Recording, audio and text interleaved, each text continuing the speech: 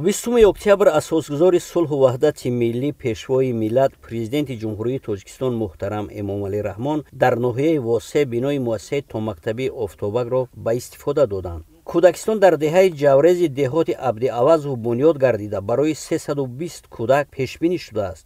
Иншоот чорошиёна буда, дар он 19 нафар ба тарбиятгирандагон таълим медиҳанд. муассисаи томактабӣ аз ҷониби ҷамъияти дорои масъулияташ маҳдуди комил 2010 сохта шуда аз 24 ҳиҷраи машғулиятгузаронӣ, ошхона, толорҳои варзишиву мусиқӣ, толор барои баргузории маҳфилҳои гуногун, ҳуҷраи тиббӣ, анбор барои нигаҳдории маҳсулоти хӯрокворӣ ва дигар иншооти ёрирасон иборат мебошад. ҳуҷраҳои алоҳидаи хобу истироҳати кӯдакон бо таҷҳизоти муосир аз қабили рахти хоб ва дигар ашёи фароғатӣ таъмин мебошад. бинои муассисаи томактабии Офтобак ба истиқболи ҷашни 35-солагии истиқлолияти давлатии ҷумҳурии Тоҷикистон дар асоси дастгириҳои пайвастаи ҳукумати мамлакат бо тарҳи муосир ва сифати баланд сохта шудааст. дар саҳни бинои муассиса айвончаҳо барои истироҳату фароғат ва дигар машғулият фарогирифтани кӯдакон ва майдончаҳои бозӣ бо таҷҳизоти нави дилхушӣ муҷаҳҳаз ташкил шудаанд.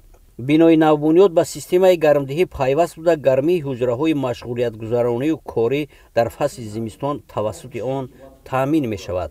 дар ҳудуди боғча дарахтони сояафкану ҳамешасабз ва гулҳои мавсимӣ шинонида шуда, роҳравҳои бинои мазкур бо санъати баланди меъморӣ сафолатпӯш карда шуда, барои кӯдакон арғунчак ва дигар намуди бозичаҳо насб гардидааст. ҳамчунин аз ҷониби соҳибкорон 2 километр роҳи байни деҳот мунфарш карда шудааст. президенти мамлакат муҳтарам Эмомалӣ Раҳмон зимни шиносоӣ бо шароити муҳайё гардида дар бинои нав мураббияҳоро ба таълиму тарбияи дурусти кӯдакон ҳидоят намуданд.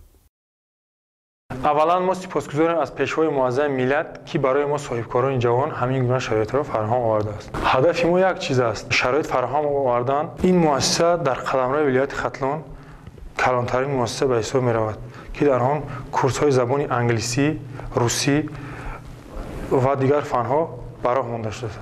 имрӯз хурсандии аҳли деҳаи моро ҳадди қанор нест. мо хурсанд аз он ҳастем, ки кӯдакони мо дар баробари кӯдакони шаҳру ноҳияҳо ба таълиму тарбия фаро гирифта мешаванд. дар оянда мо кӯшиш менамоем, ки кӯдаконро дар рӯҳияи баланди ватандӯстию меҳанпарастӣ тарбия намоем.